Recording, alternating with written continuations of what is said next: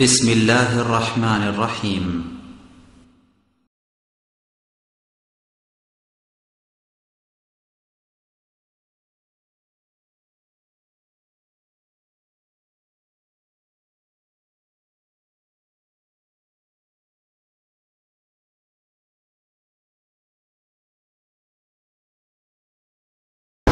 إن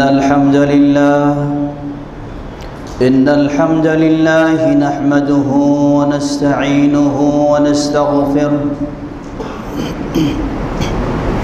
ونعوذ بالله من شرور أنفسنا ومن سيئات أعمالنا ومن يهده الله فلا مضل له ومن يضلله فلا هادي له وأشهد أن لا إله إلا الله وحده لا شريك له وأشهد أن محمدًا عبده ورسوله يا أيها الذين آمنوا اتقوا الله حق تقاته ولا تموتن إلا وأنتم مسلمون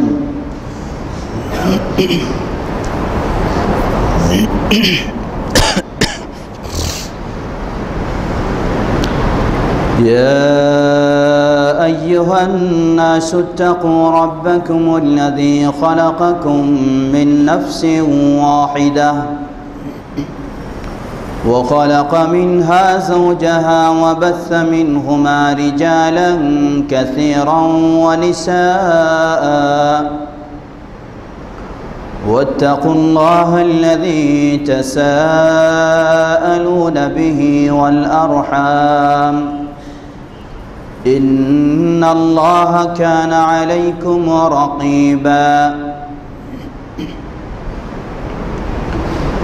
يا أيها الذين آمنوا اتقوا الله وقولوا قولا سديدا يصلح لكم أعمالكم ويغفر لكم ذنوبكم ومن يطع الله ورسوله فقد فاز فوزا عظيما أما بعد فإن خير الحديث كتاب الله وخير الهدي هدي محمد صلى الله عليه وسلم وشر الأمور محدثاتها وكل محدثة بدعة وكل بدعة ضلالة وكل ضلالة في النار فأعوذ بالله من الشيطان الرجيم بسم الله الرحمن الرحيم وأذن في الناس بالحج يأتوك رجالا وعلى كل ضامر يأتين من كل فج عميق ليشهدوا منافع لهم ويذكروا اسم الله في أيام معلومات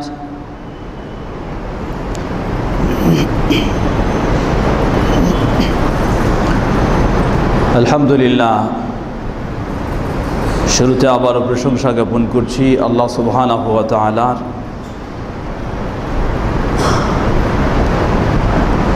যিনি আমাদেরকে পার্থিব জীবনে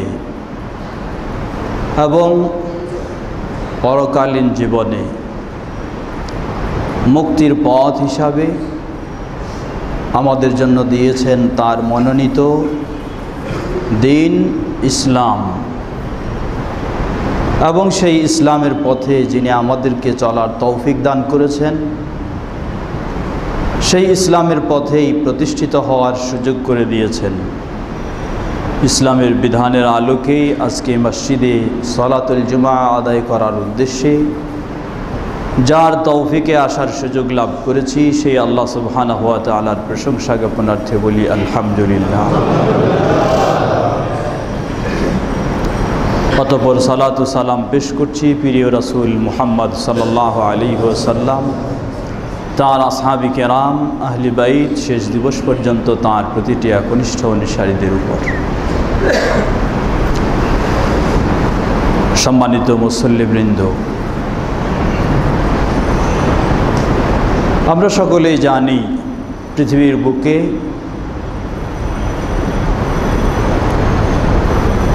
মানব সমাজের জন্য তাদের জীবনকে সুষ্ঠু সুন্দরভাবে পরিচালনার জন্য, শান্তির পথে পরিচালিত হওয়ার জন্য আল্লাহ সুবহানাহু ওয়া তাআলা তাদেরকে যে দিন, যে ধর্ম, যে জীবন ব্যবস্থা দিয়েছেন তা হলো ইন্নাদ দীনা ইনদাল্লাহিল ইসলাম। পৃথিবীর বুকে একটি মাত্র নির্ভেজাল ও সঠিক দিন, সঠিক জীবন ব্যবস্থা, তার নামেই হচ্ছে ইসলাম, যার বহু পরিচয় একজন বিবেকবান মানুষ একটু চিন্তা করলে সে সহজেই পেয়ে যায়।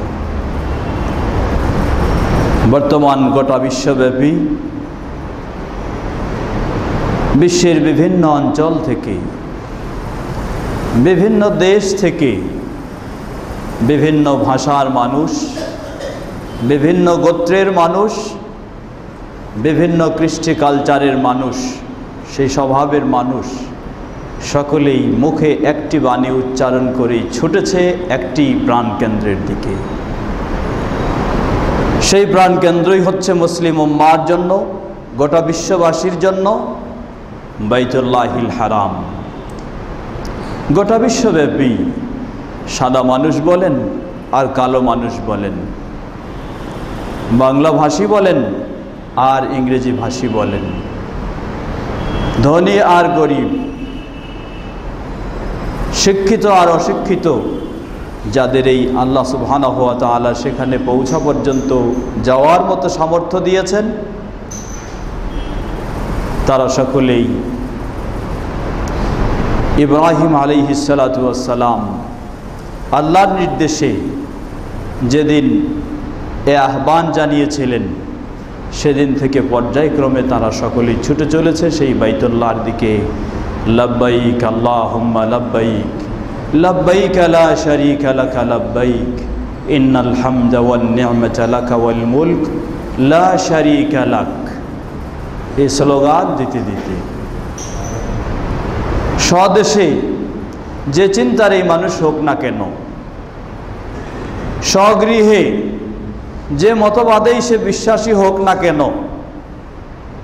বা যে দল যে মতবাদের সাথে জড়িত হোক না কেন, সকল স্লোগান ভুলে গিয়ে একটি স্লোগান মুখ দিয়ে উচ্চারণ করে, সেটি হচ্ছে লব্বাইক আল্লাহুম্মা লব্বাইক লা শারীকা লাকা লব্বাইক।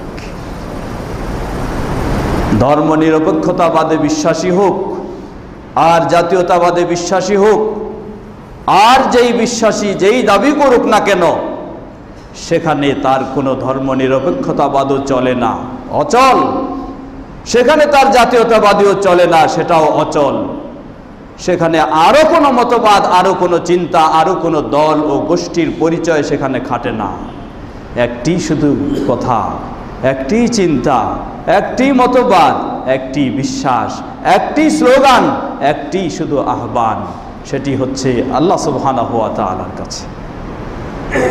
সকলে এক বাক্যেই স্বীকার করে, কে কোন দল করে করুক, সেটা করুক এর অর্থ এই নয় ইসলাম অনুমতি দিয়েছে তা নয়। হয়তো ভুল পরিবেশে থেকে, ভুল চিন্তায় থেকে, ভুল ধারণায় পড়ে, বিভিন্ন চাপে, বিভিন্ন চিন্তায় বা বিভিন্ন ইসে হয়তো কেউ পড়ে বিভিন্নভাবে রয়েছে, যেটার এই ইসলামের এই বিষয়টি সকলকে জানিয়ে দিচ্ছে, আমি যেই ভাষার আর যেই গোত্রের যেই চিন্তারই হই না কেন, আমি যেখানেই থাকব, আমার মুখ দিয়ে সবসময় একজনের কথাই স্মরণ হবে, তিনি হলেন আল্লাহ সুবহানাহু ওয়া তাআলা। আমি সবসময় সারা জীবনে একজনেরই আনুগত্য স্বীকার করে চলব, তিনি হলেন গোটা বিশ্বের যিনি পরিচালক আল্লাহ সুবহানাহু ওয়া তাআলা। তিনি হলেন গোটা বিশ্বের যিনি স্রষ্টা আল্লাহ সুবহানাহু ওয়া তাআলা। গোটা বিশ্বের যিনি মালিক আল্লাহ সুবহানাহু ওয়া তাআলা। কিন্তু আজকে মুসলিম সমাজ বিভিন্ন হয় শয়তানের প্ররোচনায় অথবা বিভিন্ন চক্রান্তে বা বিভিন্ন ষড়যন্ত্রে আপন দেশে, আপন এলাকায়, আপন জায়গায় যেমনইভাবে আল্লাহকে স্মরণ করা দরকার, আল্লাহকে মেনে চলা দরকার, আল্লাহর দ্বীনের উপর প্রতিষ্ঠিত হওয়া দরকার, তেমনি হয়তো আমরা পাচ্ছি না। কিন্তু স্মরণ হয়ে যায় যখন বিশ্বব্যাপী এই আহ্বান আমরা শুনি, গোটা বিশ্বের অলিতে গলিতে সকলেই বের হয়ে আসে, যখন একই ডাকে, একই স্লোগানে, একই তাকবীরে আকাশ বাতাস মুখরিত করে তোলে, তখন স্মরণ হয় আসলে এই পৃথিবীতে যদি কোনো ধর্ম থাকতে পারে তাহলে একটাই, সেটার নামই হলো ইসলাম। পৃথিবীতে যদি কোনো জীবন ব্যবস্থা থাকতে পারে সেটার নামই হলো ইসলাম। পৃথিবীতে মানুষ যদি কোনো কিছু নিয়ম নীতি পালন করতে পারে বা করবে সেটার নামই হলো ইসলাম, আর অন্য কিছু নয়। হজ আমাদেরকে সেই কথাই স্মরণ করে দিচ্ছে। যারা হজে যাবে শুধু তাদের জন্যই এ বিষয়টি নয়, বরং গোটা সমগ্র বিশ্বের মুসলিম উম্মাহকে এ কথাটি স্মরণ করা উচিত। সম্মানিত মুসল্লিবৃন্দ, হজের বিষয় সম্পর্কে আমরা অনেকেই ভালোভাবে জানি, অনেকেই হজ পালনও করেছি, আবার ভবিষ্যতে যাদের সুযোগ সম্ভব হবে তারাও পালন করবেন। এবারও অনেকেই পালন করার প্রস্তুতি নিয়েছেন, অনেকেই শুরু করেছেন। যারা এবার হজে গেছেন তাদের মাঝে আমাদের অত্র মসজিদের খতিব সাহেব শামসুল হক শিবলি সাহেবও গেছেন। তিনি আপনাদের সকলকে সালাম জানিয়েছেন এবং দোয়া চেয়েছেন যেন সুষ্ঠু সুন্দরভাবে সঠিকভাবে হজ সম্পাদন তার দায়িত্ব পালন করতে পারেন। আল্লাহ সেই তৌফিক দান করুন তাকে এবং সারা বিশ্ব থেকে যারা হজের উদ্দেশ্যে গেছেন, আল্লাহ রাব্বুল আলামিন তাদের সকলকে পরিপূর্ণ ঈমানের সাথে সুন্দরভাবে হজ সম্পাদন করার তৌফিক দান করুন এবং এর মাধ্যমে তাদের ঈমানকে মজবুত ও নবায়ন করে নেওয়ার তৌফিক দান করুন। হজের পরে ফিরে এসে গোটা জীবন যেন ঈমান ও ইসলামের উপরেই পূর্ণভাবে প্রতিষ্ঠিত থাকতে পারে সে তৌফিক তাদের সকলকে দান করুন। সম্মানিত মুসল্লিবৃন্দ, এ হজ আমাদের অনেক কথা স্মরণ করে দেয়, যেগুলি আমরা অনেক সময় বলে থাকি। তার মাঝে একটি বড় কথা, আল্লাহ রসুল সাল্লাল্লাহু আলাইহি ওয়াসাল্লাম তিনিও হজ করলেন। তার পূর্বেও মক্কার কাফের মুশরিক যারা তারাও হজ করত। নবী মুহাম্মদ সাল্লাল্লাহু আলাইহি ওয়াসাল্লাম তিনিও তালবিয়া পাঠ করলেন। পূর্বের মক্কার মুশরিকরা তারাও তালবিয়া পাঠ করত, কিন্তু দুই তালবিয়া এক নয়। সাহাবী জাবির ইবনে আব্দুল্লাহ রাদিয়াল্লাহু তাআলা আনহু বর্ণনা দিচ্ছেন, আহাল্লান নবী সাল্লাল্লাহু আলাইহি ওয়াসাল্লাম বিতাওহীদ। নবী সাল্লাল্লাহু আলাইহি ওয়াসাল্লাম ইহরাম বাঁধলেন, তালবিয়া শুরু করলেন। কিসের সেটা? সেটা হচ্ছে তাওহীদের, আল্লাহ সুবহানাহু ওয়া তাআলার একত্ববাদের। কেন তিনি এটা বললেন? এটা এজন্যই বললেন যেহেতু নবী সাল্লাল্লাহু আলাইহি ওয়াসাল্লামের পূর্বেও মক্কার মুশরিকরাও হজ পালন করত, কিন্তু তারা তাওহীদের তালবিয়া পাঠ করত না, তারা শিরকের তালবিয়া পাঠ করত। যেটি সহিহ মুসলিমের বর্ণনায় এসেছে, মুশরিকরাও যখন তালবিয়া পাঠ করত তারা এইভাবে বলতো, লাব্বাইক আল্লাহুম্মা লাব্বাইক লা শারীকা লাকা ইল্লা শারীকা তামলিকুহু ওয়া মা মালাক।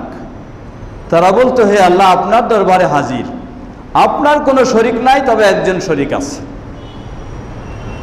আপনার কোনো শরীক নাই ইল্লা শারীকা, তবে একজন শরীক আছে। সেটা আবার কেমন?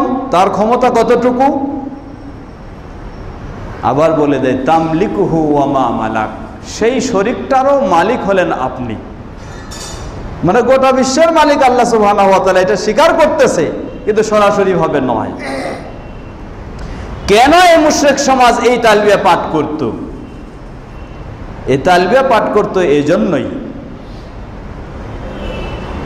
সেই মক্কাতেই যেই মক্কায় তারা, যেই কাবায় তারা হজ করে, সেই কাবায় 360টি প্রতিমা তারা প্রস্তুত করে রেখেছিল। বৃষ্টির জন্য এক প্রতিমার কাছে যেত, সেটা আল্লাহর শরীক বলে মনে করত। খাদ্য বা আরো কিছু উন্নয়নের জন্য আরেক প্রতিমার কাছে যেত। এভাবে এক একজনের কাছে এক এক প্রয়োজনে ধর্ণা দিত। তারা মনে করত যে এগুলি হচ্ছে আল্লাহ সুবহানাহু ওয়া তাআলার শরীক, এগুলির মাধ্যমেই আল্লাহ সুবহানাহু ওয়া তাআলা দিয়ে থাকেন, তাই এদের কাছে ধর্ণা না দিলে পাওয়া যাবে না। এটা ছিল তাদের বিশ্বাস। এজন্য তারা হজেও এই তালবিয়া পাঠ করত। কিন্তু বিশ্ব নবী, সর্বশেষ নবী মুহাম্মদ সাল্লাল্লাহু আলাইহি ওয়াসাল্লাম সকলের সেই চিন্তাকে দূরে ছুঁড়ে মারলেন। না, লাব্বাইক আল্লাহুম্মা লাব্বাইক লা শারীকা লাকা লাব্বাইক, হে আল্লাহ তোমার দরবারে হাজির, তোমার কোনো শরীক নেই, কোনো দিক থেকেই না। সন্তান দেওয়ার দিক থেকেও নয়, গায়েবের মালিক, গায়েব জানার দিক থেকেও নয়, কোনো ভাগ্যে ভালো মন্দের পরিবর্তনের মালিকের দিক থেকেও নয়, বিধান দেওয়ার দিক থেকেও নয়, কোনো দিক থেকেই তোমার কোনো শরীক নেই। সকল দিক থেকে সকল শরীককে তিনি নাকচ করে দিলেন একেবারে। শুধু প্রতিষ্ঠিত করলেন আল্লাহ সুবহানাহু ওয়া তাআলার একত্বকে, তার একত্ববাদ তাওহীদকে প্রতিষ্ঠিত করলেন। সন্তান দিতে পারেন তিনি, কল্যাণ দিতে পারেন তিনি, আমাকে সুস্থ করতে পারেন তিনি, আমার জীবন মরণ সব কিছুর মালিক তিনি, আমাকে পরিচালনার নিয়ম নীতি দিতে পারেন তিনি। এই তালবিয়ায় তিনি পাঠ করলেন, ঘোষণা দিয়ে দিলেন, ইন্নাল হামদা ওয়ান নি'মাতা লাকা ওয়াল মুলক লা শারীকা লাক। ইন্নাল হামদা, যাবতীয় প্রশংসা, ওয়ান নি'মাতা, যাবতীয় অবদান, লাকা ওয়াল মুলক, এবং সমগ্র রাজত্ব সাম্রাজ্য একমাত্র হে আল্লাহ সুবহানাহু ওয়া তাআলা তোমারই। লা শারীকা লাক, তোমার কোনো শরীক নেই। গোটা বিশ্ব তোমার, গোটা বিশ্বের রাজত্ব চলবে তোমার, গোটা বিশ্ব তোমার, গোটা বিশ্ব পরিচালিত হবে তোমার নিয়মেই, অন্য কারো মতবাদ দিয়ে নয়, অন্য কারো নিয়ম নীতি দিয়ে নয়, অন্য কারো চিন্তা চেতনা দিয়ে নয়। রাসূল সাল্লাল্লাহু আলাইহি ওয়াসাল্লাম সকল প্রকার শিরকের পথগুলিকে শুধু বন্ধ নয়, বরং এমনভাবে তিনি করে দিলেন আর কারো কোনোভাবে শিরকের কোনো গন্ধও সেখানে নেই। কিন্তু আফসোস, আজকে মুসলিম উম্মাহ গোটা বিশ্ব থেকে এই তালবিয়া পাঠ করতেই মক্কার দিকে ছুটে, কাবার দিকে ছুটে। কিন্তু আমাদের অনেকের এই অবস্থাটা যেন, বাস্তব অবস্থাটা যেন ওই সেই মক্কার মুশরিকদের মতোই রয়েছে। তা কিভাবে? মক্কার সেই মুশরিক যখন তালবিয়া পাঠ করত, তার বিশ্বাস ছিল সন্তান চাইতে হলে অমুক প্রতিমার কাছে গিয়ে ধর্ণা দিতে হবে, তাহলে সন্তান পাওয়া যাবে। আজকেও যারা পীরতন্ত্রে বিশ্বাসী, তাদের আকীদা কিন্তু সেই মুশরিকের চেয়ে খুব একটা ভালো তা নয়। এই পীরতন্ত্রে বিশ্বাসী তারাও মনে করে যতই লাব্বাইক লা শারীকা লা পড়ি না কেন, হজ থেকে ফিরে এসেও সন্তানের প্রয়োজন হলে অমুক বাবা তমুক বাবার কাছে গিয়ে কিছু নিতেই হবে, না হলে হয়তো সন্তান পাওয়া যাবে না। নাউযুবিল্লাহ। তাহলে ওই মুশরিক আর এই মুশরিক পার্থক্য কোথায়? খুব একটা বড় পার্থক্য নেই। এজন্যই আফসোস করে বলা হয় যে রাসূল সাল্লাল্লাহু আলাইহি ওয়াসাল্লামের যুগে যারা মুশরিক ছিল, সম্পূর্ণ ইসলাম থেকে বাইরে, ইসলামের মাঝে আসেনি, তাদের কাজগুলিও বর্তমান যারা নামধারী অনেক মুসলিম রয়েছে, এদের শিরকি কাজগুলি তাদের চেয়ে আরো জঘন্যতম। কারণ সেই মুশরিকদের ব্যাপারে আল্লাহ সুবহানাহু ওয়া তাআলা বলছেন, فَإِذَا رَكِبُوا فِي الْفُلْكِ دَعَوُا اللَّهَ مُخْلِصِينَ لَهُ الدِّينَ। ওই মুশরিক সমাজ যারা আল্লাহকে এককভাবে বিশ্বাস করত না, তার সাথে বহু রকমের শরীক করত, তারা যখন পানিপথে সমুদ্রে তারা ভ্রমণ করত, আর সেই সমুদ্রের ঢেউ, যখন সমুদ্রের বাতাস যেন এমন একটা পরিস্থিতির সৃষ্টি হয়ে যেত, মনে হয় যেন তাদের সেই নৌকা লঞ্চ সেটা ডুবুডুবু ভাব, সেই মুশরিকরা তখন আল্লাহ বলছেন দাউল্লাহ মুখলিসিনা লাহুদ্দিন, ওই বিপদগ্রস্ত হওয়ার সময় তারা শুধুমাত্র আল্লাহকেই ডাকতো, আর কোন প্রতিমাকে তারা স্মরণ করত না, শুধু আল্লাহকেই স্মরণ করত। তারা মনে করত ওই মুশরিকরা যে এই বিপদ থেকে মুক্তির প্রকৃত মালিক হলেন একমাত্র আল্লাহ সুবহানাহু ওয়া তাআলা, অথচ তারা ইসলাম গ্রহণ করেনি। কিন্তু সেই মুশরিকরা বিপদের সময় সকল শরীককে ভুলে গিয়ে আল্লাহকে শুধু ডাকতো। আল্লাহ বলছেন অতঃপর আল্লাহ যখন তাদেরকে মুক্তি দিতেন ফাইদা হুম ইউশরিকুন, তারা আবার শিরকে লিপ্ত হয়ে যেত। যখন তারা স্থলে ফিরে আসতো, মুক্তি পেত, আবার তারা শিরকে লিপ্ত হয়ে যেত। কিন্তু আমাদের মুসলিম সমাজের অবস্থাটা কি? এই মুসলিম সমাজের অবস্থা হলো, সাধারণ অবস্থায় তারা মসজিদে আসে, যখন সে বিপদগ্রস্ত হয়নি তখন সে মসজিদে দৌড়ায়, আল্লাহকে ডাকে। আর যখন কঠিন বিপদগ্রস্ত হয়ে যায় তখন মসজিদ বাদ দিয়ে দৌড়ায় মাজারে। কঠিন বিপদগ্রস্ত হয়ে যায় তখন দৌড়ায় বাবার কাছে, আল্লাহকে তখন সে ভুলে যায়। তাহলে আল্লাহু আকবার, ওই জাহেলি যুগের যে মুশরিক ইসলামে প্রবেশ করেনি তার অবস্থার চেয়ে এর অবস্থাটা আরো জঘন্যতম এবং আরো নিম্ন পর্যায়ের। কারণ তারা বিপদেও বুঝতো যে আল্লাহ ছাড়া কেউ মুক্তি দিতে পারে না, তাই আল্লাহর কাছে ধর্ণা দিত। আর এই নামধারী মুসলিম সে সাধারণ অবস্থায় আল্লাহকে স্মরণ করে, বিপদের সময় সে আল্লাহকে বাদ দিয়ে গায়রুল্লাহর কাছে দৌড়ায়। বিপদের সময় সে তার বাবার কাছে দৌড়ায়, একজন মৃত মানুষের কাছে দৌড়ায় যে নিজেরও কিছু করার ক্ষমতা রাখে না, তার কাছে তার মুক্তির জন্য সে চায়। নিয়ে যায় সেখানে গরু, নিয়ে যায় সেখানে ছাগল, নিয়ে যায় সেখানে উট, আরো কত কিছু, সব কিছু দেওয়ার জন্য প্রস্তুত হয়ে যায় যদি কিছু পাওয়া যায় বাবার কাছ থেকে। নাউযুবিল্লাহ।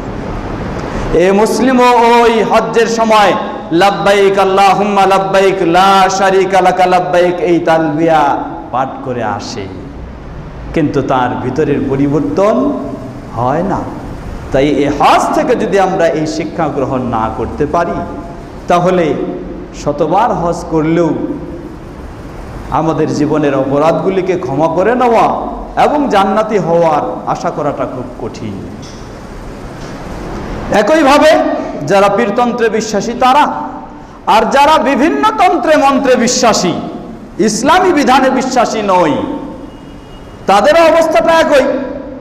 সেখানে যখন যাই অমুক দলের প্রধান বলেন আর তমুক দলের প্রধান বলেন আর অমুক নেতা বলেন আর অমুক বলেন, যাই বলেন, সেখানে সকলে আলহামদুলিল্লাহ লাব্বাইক আল্লাহুম্মা লাব্বাইক ইন্নাল হামদা ওয়ান নি'মাতা, যত কিছু সব বলেন, সকল দলীয় বিধান ভুলে যান, সকল মানব রচিত চিন্তা চেতনা দাফন করে ওখানে ঠিকই যান। সেখানে শুধু আল্লাহকেই বুঝেন, আল্লাহকেই জানেন, আল্লাহকেই স্মরণ করেন, কিন্তু ফিরে আসার পর যেন সব কিছু ওই দিকেই রেখে আসেন, সেদিকেই আবার রেখে আসেন, আবার পূর্বের অবস্থায় ফিরে আসেন। ইসলাম তো মানবই না, বরং ইসলামকে কিভাবে দমন করা যায় সেই চেষ্টাই করব। এমনই যদি আমাদের কোনো মুসলিমের অবস্থা হয়ে থাকে তাহলে এমন মুসলিমের তার হজ একবার নয়, যদি জীবনে শতবার করে থাকে, এই হজ দিয়ে কখনো জান্নাত পাওয়াও আশা করা যায় না, এই হজ দিয়ে কখনো জান্নাত থেকে জাহান্নাম থেকে মুক্তির আশাও করা যায় না। হজ আপনাকে সেভাবেই করতে হবে। আল্লাহ রাসূল সাল্লাল্লাহু আলাইহি ওয়াসাল্লাম বলেন, মান হাজ্জা লিল্লাহ ফালাম ইয়ারফুস ওয়া লাম ইয়াফসুক রাজা কা ইয়াউমিন ওয়ালাদাতহু উম্মুহু, রাওয়াহু আল বুখারী। যে হজ সম্পাদন করবে কিভাবে? সব কিছু ভুলে যাবে, শুধু আল্লাহর প্রতি সে বিশ্বাসী হবে, আল্লাহকেই জানবে, আল্লাহকেই মানবে, আল্লাহকেই স্মরণ করবে, আল্লাহকেই খুশি করার চেষ্টা করবে, কোন রকমের অবাধ্যতা, অনিয়মে, অশ্লীলতায় লিপ্ত হবে না। তাহলে সে কেমন অবস্থাটা? রাজা আকা ইয়াউমিন ওয়ালাদাতহু উম্মুহু, যেমনইভাবে তার মা তাকে নিষ্পাপ হিসাবে জন্মদান করেছিল সেরকমই তার অবস্থাটি হয়ে যাবে, নিষ্পাপ হয়ে ফিরবে। আলহামদুলিল্লাহ, সুখবর, নিষ্পাপ হয়ে আমি ফিরলাম। আবার যদি যেই গর্তে ছিলাম সেই গর্তেই প্রবেশ করি তাহলে আমার নিষ্পাপ হয়ে ফিরে লাভ কি হলো? আল্লাহকে বাদ দিয়ে অন্যের চিন্তায় যখন ব্যস্ত ছিলাম সেই চিন্তায় যদি ব্যস্ত হয়ে যাই, ইসলাম যদি আমার কাছে অধিক প্রিয় না হয়, রাসূল সাল্লাল্লাহু আলাইহি ওয়াসাল্লামের আদর্শ জীবন বিধান যদি আমার কাছে সর্বপ্রাধান্যযোগ্য না হয়, তাহলে আমার অবস্থা তো আগের মতো আবার ফিরিয়ে চলে যায়।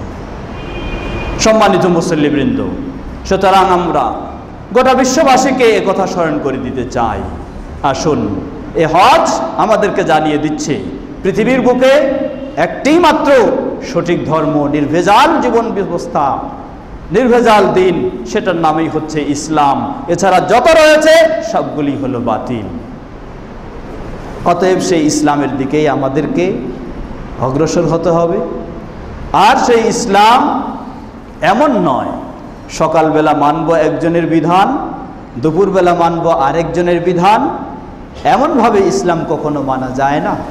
এ হজ স্মরণ করে দিচ্ছে, যখন থেকে আপনি ইহরাম বাঁধলেন তখন থেকে উঠতে বসতে চলতে ফিরতে, রাতে দিনে সকালে বিকালে সব সময় শুধু আল্লাহকে স্মরণ, অন্য কারণ নয়।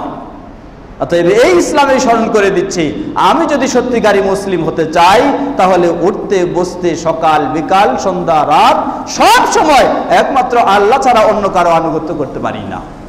একমাত্র আল্লাহর বিধান ছাড়া অন্য কোনো বিধানে আমি আত্মসমর্পণ করতে পারি না।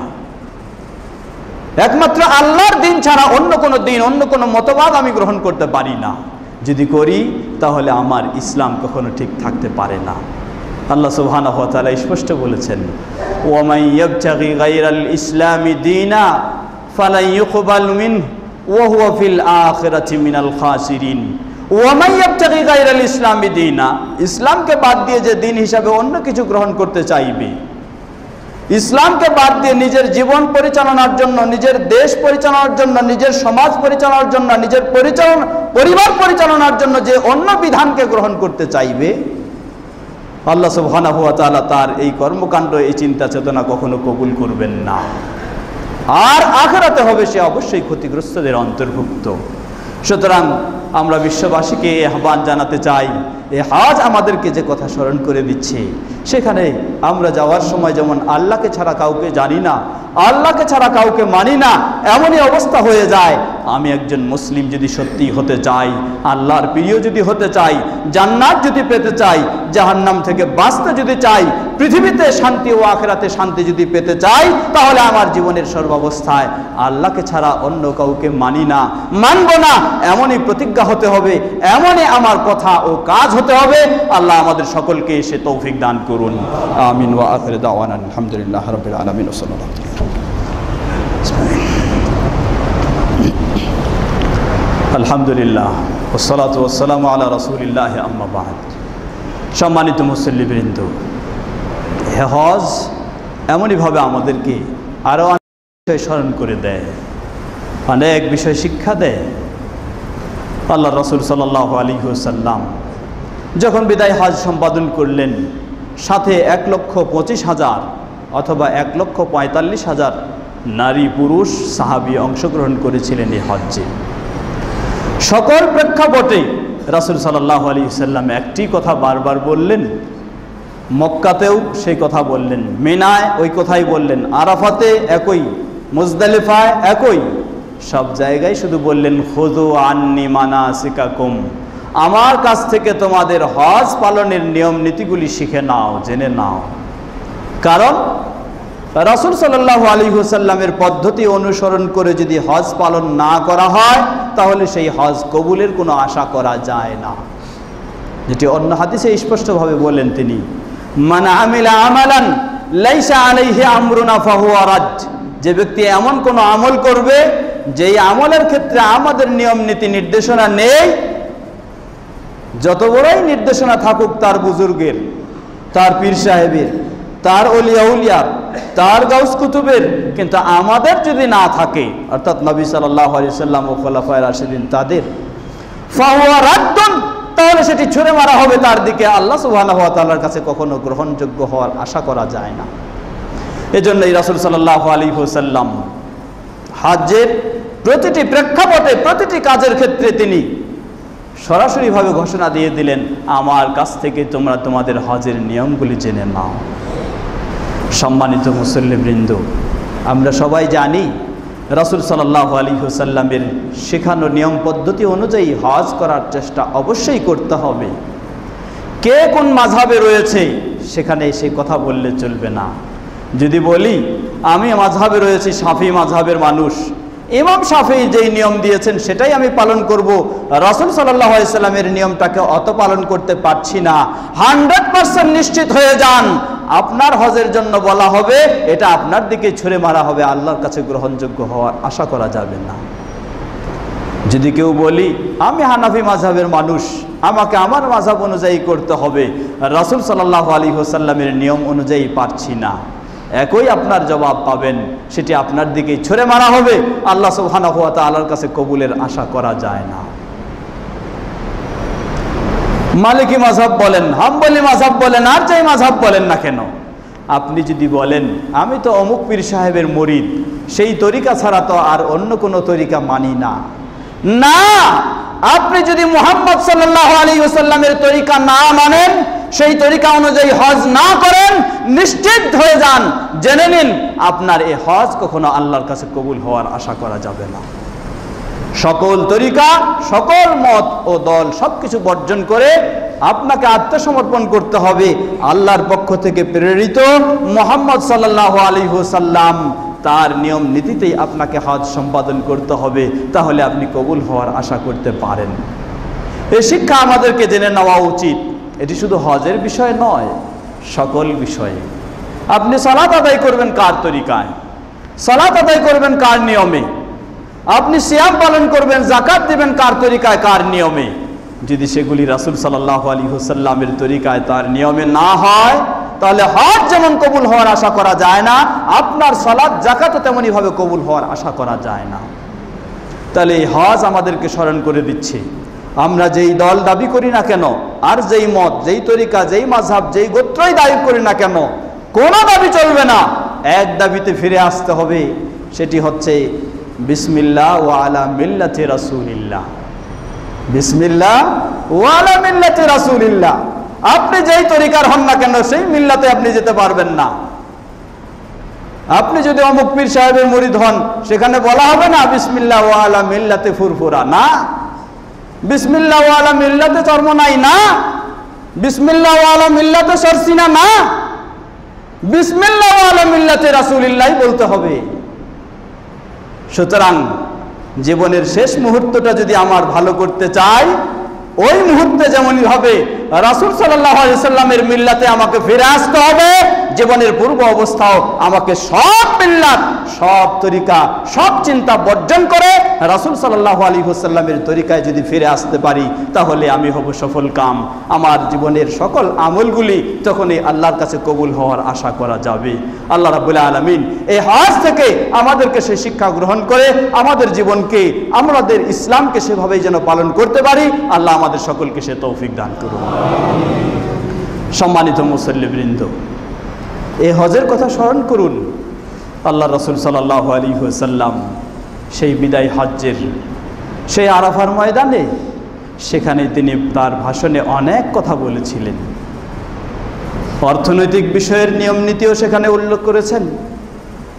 জাহেলি কর্মকাণ্ড কিভাবে একজন মুসলিম বর্জন করে ইসলামী কর্মকাণ্ডে ফিরে আসবে, সেই নিয়ম নীতিও তিনি বলেছেন। নারীদের সাথে আমাদের কি ধরনের আচরণ হতে হবে, তাদের প্রতি কতই আমরা সদ্ব্যবহার করব, তাদের অধিকারকে সঠিকভাবে দেব, সেই কথাও আল্লাহ রাসূল সাল্লাল্লাহু আলাইহি ওয়াসাল্লাম সেখানেই বিদায় হজ্জে বলেছেন। সেই বিদায় হজ্জে এমনভাবেও তিনি বলেছেন, তারাকতু ফীকুম আমরাইন লং তাযিল্লু মা তামাসসাকতুম বিহিমা কিতাবাল্লাহি ওয়া সুন্নতি। জেনে রাখো, এটা বিদায় হজ। বিদায় হজ্জের ময়দানে তিনি স্মরণ করে দিলেন, সহিহ মুসলিমের হাদিসে স্পষ্টভাবে এসেছে, সহিহ বুখারীতেও তিনি বললেন, লাআল্লি লা আলকাকুম বাদা আমি হাদা বিমাওকিফি হাদা। আমার বিশ্বাস হচ্ছে আগামী বছর, এই বছর শেষ হয়ে গেলে তোমাদের সাথে এই ময়দানে আর কোনোদিন আমার পক্ষে একত্রিত হওয়া সম্ভব হবে না। এটাই জীবনের শেষ, তোমাদের সাথে আমি একত্রিত হওয়ার সুযোগ পেয়েছি। তিনি যেন সব জায়গায় বিদায়ী কথাগুলি তিনি স্মরণ করে দিচ্ছেন। যদি আল্লাহ রাসূল সাল্লাল্লাহু আলাইহি ওয়াসাল্লামের বিদায়ী হয়ে যায়, পৃথিবী থেকে যদি তিনি বিদায় নিয়ে যান, তাহলে ইসলাম কি পৃথিবীর বুক থেকে বিদায় নিয়ে যাবে? না, কিয়ামত পর্যন্ত পৃথিবীর বুকে ইসলাম থাকবে, আল্লাহ রাখবেন। তাহলে রাসূল সাল্লাল্লাহু আলাইহি ওয়াসাল্লাম চলে গেলে আমরা ইসলাম কিভাবে পালন করব? আমাদের পথভ্রষ্ট হয়ে যাওয়া খুব সহজ, কঠিন নয়। ইসলামের উপর থাকাটাই কঠিন। তাহলে কিভাবে আমরা ইসলামের উপর প্রতিষ্ঠিত থাকব? রাসূল সাল্লাল্লাহু আলাইহি ওয়াসাল্লাম তার বিদায়ী ভাষণে বললেন, জেনে রাখো, তারাকতু ফীকুম আমরাইন লাম তাযিল্লু মা তামাসসাকতুম বিহিমা কিতাবাল্লাহি ওয়া সুন্নতি। আমি বিদায় নিয়ে যাচ্ছি ঠিকই, কিন্তু তোমাদের মাঝে রেখে যাচ্ছি দুটি জিনিস। একটি হলো আল্লাহর কিতাব, আরেকটি হলো আমার সুন্নাহ, রাসূল সাল্লাল্লাহু আলাইহি ওয়াসাল্লামের হাদিস। এই দুটি জিনিসকে যতক্ষণ তোমরা সঠিকভাবে আঁকড়ে ধরবে, কখনো পথভ্রষ্ট হবে না। আর যদি এই দুটি জিনিসকে তোমরা আঁকড়ে ধরতে না পারো, তাহলে নিশ্চিত পথভ্রষ্ট হবেই, কোনো সন্দেহ নেই। সুতরাং একজন মুমিন মুসলিমকে এই বিদায়ী ভাষণ থেকে শিক্ষাও গ্রহণ করা উচিত। আমি আমার গোটা জীবন, আমার আকীদা বিশ্বাস, আমার আমল আখলাক, আমার ইবাদত বন্দেগী, আমার সালাত সিয়াম, যাবতীয় কাজগুলি পালন করব শুধু দুটি বিষয়ের আলোকে। একটি হচ্ছে আল্লাহ সুবহানাহু ওয়া তাআলার কিতাব কোরআনুল কারীম, অপরটি হচ্ছে রাসূল সাল্লাল্লাহু আলাইহি ওয়াসাল্লাম এর হাদিস। তবে হাদিস অবশ্যই হতে হবে সহিহ, অবশ্যই হতে হবে নির্ভেজাল, অবশ্যই হতে হবে নির্ভুল। কারণ আজকে বহু বাতিল সমাজ, সেই বাতিল সমাজ, শিয়া সমাজ, তারাও ওই বিদায় হজ্জের ভাষণকে কেন্দ্র করে কত রকম তৈরি করে নিয়েছে। রাসূল সাল্লাল্লাহু আলাইহি ওয়াসাল্লাম নাকি সেই বিদায় হজ্জের ময়দানেই আলী রাদিয়াল্লাহু আনহুর হাত তুলে ধরে বললেন যে আমার পরে তাকে রেখে যাচ্ছি, সুতরাং তোমরা তাকেই অনুসরণ করে চলবে, তাকেই আমার পরবর্তী দায়িত্বশীল খলিফা বা সব কিছু তোমরা বানিয়ে নেবে। সম্পূর্ণ 100% মিথ্যা। রাসূল সাল্লাল্লাহু আলাইহি ওয়াসাল্লামের নাম দিয়ে এই ধরনের তৈরি করা হয়েছে। অতএব এই ধরনের বহুজন বহু রকম, কেউ তার ইমামের নাম দিয়ে, কেউ তার বুজুর্গের নাম দিয়ে, কেউ তার পীর মুর্শিদের নাম দিয়ে, কেউ তার গাউস কুতুবের নাম দিয়ে বহু কিছু তৈরি করেছে। সবগুলিকে সম্পৃক্ত করছে রাসূল সাল্লাল্লাহু আলাইহি ওয়াসাল্লামের সাথে বা সাহাবায়ে কেরামদের সাথে। আপনাকে সচেতন হতে হবে অবশ্যই দুটি বিষয়, একটি হলো কোরআন, আরেকটি হলো সুন্নাহ। তবে সুন্নাহ হতে হবে সহিহ। সুন্নাহ যদি নির্ভুল না হয়, সহিহ না হয়, তাহলে আপনি যে কোনোভাবেই হোক না কেন বিভ্রান্তিতে চলে যেতে পারেন, এতে কোনো সন্দেহ নেই। আপনার আকীদায় চলে আসবে বেদাতি আকীদা, আপনার আমলে চলে আসবে বেদাতি আমল, আপনার ইবাদতে চলে আসবে বেদাতি ইবাদত, যদি আপনি সুন্নাহকে সহিহ এই শর্তটি যোগ না করেন, হাদিসকে সহিহ এই কথাটি যদি আপনি চিন্তা না করেন। আসুন, এই বিদায় হজ, এই হজ আমাদেরকে সেই শিক্ষায় দিচ্ছে, সেখান থেকেও আমরা এই শিক্ষাটি নেব। আমরা আমাদের গোটা জীবনে ইসলামকে তো অবশ্যই মেনে চলব, তবে এই ইসলাম হতে হবে কোরআন এবং সহিহ হাদিসের আলোকে। আল্লাহ সুবহানাহু ওয়া তাআলা আমাদের সকলকে এই শিক্ষা গ্রহণ করে সেভাবেই সঠিকভাবে যেন আমরা কোরআন ও সহিহ সুন্নাহর আলোকে ইসলাম মেনে চলতে পারি। আল্লাহ আমাদের সকলকে সে তৌফিক দান করুন। ইবাদাল্লাহ রাহিমাকুমুল্লাহ, ইন্নাল্লাহা ক্বাদ আমারাকুম আন তুসাল্লু আলা নাবিয়িকুম ওয়া ক্বাদ বাদা বিনাফসি ফাকাল ইন্নাল্লাহা ওয়া মালায়েকাতুহু ইউসাল্লুনা আলান নবী ইয়া আইয়ুহাল্লাযীনা আমানু সাল্লু আলাইহি ওয়া সাল্লিমু তাসলিমা। আল্লাহুম্মা সাল্লি আলা মুহাম্মাদ ওয়া আলা আলি মুহাম্মাদ কামা সাল্লাইতা আলা ইব্রাহিম ওয়া আলা আলি ইব্রাহিম ইন্নাকা হামিদুম মাজিদ। আল্লাহুম্মা বারিক আলা মুহাম্মাদ ওয়া আলা আলি মুহাম্মাদ كما باركت على إبراهيم وعلى آل إبراهيم إنك حميد مجيد. اللهم ارض عن الخلفاء الراشدين وعن سائر أصحاب نبيك الكريم. اللهم أعز الإسلام والمسلمين واخذل الكفرة والمشركين. اللهم أعز الإسلام والمسلمين في كل مكان. اللهم أعز الإسلام والمسلمين في بلادنا وفي كل مكان. اللهم اخذل الكفرة والمشركين والمرتدين في بلادنا وفي كل مكان. اللهم اخذل الكفرة والمشركين والمرتدين في بلادنا وفي كل مكان.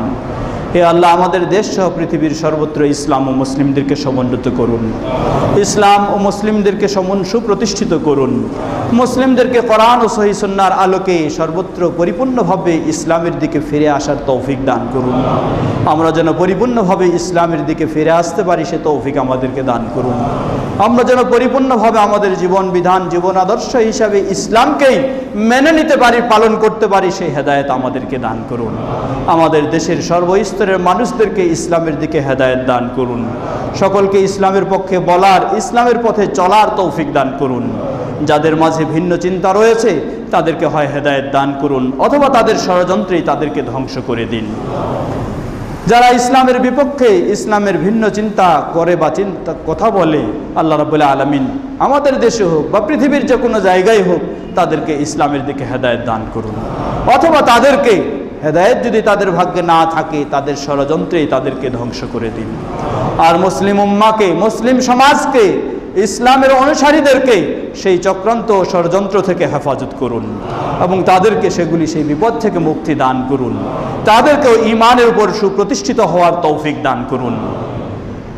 আমাদের মাঝে উপস্থিত অনুপস্থিত অনেকে অসুস্থ রয়েছেন। আমাদের এক ভাই অসুস্থ, দোয়াও চেয়েছেন। আল্লাহ রাব্বুল আলামিন তাকে সহ আরও যারা উপস্থিত, অসুস্থ, অনুপস্থিত রয়েছেন সকল অসুস্থ মুসলিমদেরকে পরিপূর্ণ সুস্থতা দান করুন। যারা বিদায় নিয়ে চলে গেছেন সে মুসলিমদের ভুল ত্রুটি ক্ষমা করে তাদেরকে জান্নাতুল ফেরদাউস নসিব করুন। আর আমরা যারা জীবিত রয়েছি আমরা যেন ঈমান ও ইসলামের উপর সুপ্রতিষ্ঠিত থাকতে পারি, আল্লাহ আমাদের সকলকে সে তৌফিক দান করুন। সম্মানিত মুসল্লিবৃন্দ, আমাদের মাঝে আজকে জামালপুর জেলা থেকে এক ভাই এসেছেন। তারা একটি মসজিদ শুরু করেছেন অনেক আগে থেকেই, সেখানে বেশ কিছু সহযোগিতার প্রয়োজন। আমরা তাদেরকে চিনি, ভালো করে জানি, আমাদের সুপরিচিত। আপনাদের সাধ্য সামর্থ্য অনুযায়ী তিনি সালাতের পরে গেটে থাকবেন। আপনাদের সম্ভব অনুযায়ী যার যেভাবে সম্ভব হবে তাকে এসে মসজিদের জন্য সহযোগিতা দেবেন ইনশাআল্লাহ। আল্লাহ রাব্বুল আলামিন তেমনিভাবে আমাদের যেটা সবসময় আপনাদেরকে স্মরণ করে দেই, জানাই, তা হলো আমাদের প্রাণপ্রিয় মাদ্রাসাতুল হাদিস, যার অগ্রগতি, উন্নয়ন আলহামদুলিল্লাহ আল্লাহ সুবহানাহু ওয়া তাআলার বিশেষ তৌফিকে, অতঃপর আপনাদের দোয়া এবং সার্বিক সহযোগিতায় অগ্রগামী ও অগ্রসরের দিকে চলছেই। এটাকে ধরে রাখতে হলে, আরও সুন্দর করতে হলে আপনাদের আরও সহযোগিতার প্রয়োজন। আপনারা সেজন্য আরও সহযোগিতা দেওয়ার জন্য সর্বদাই চেষ্টা করবেন।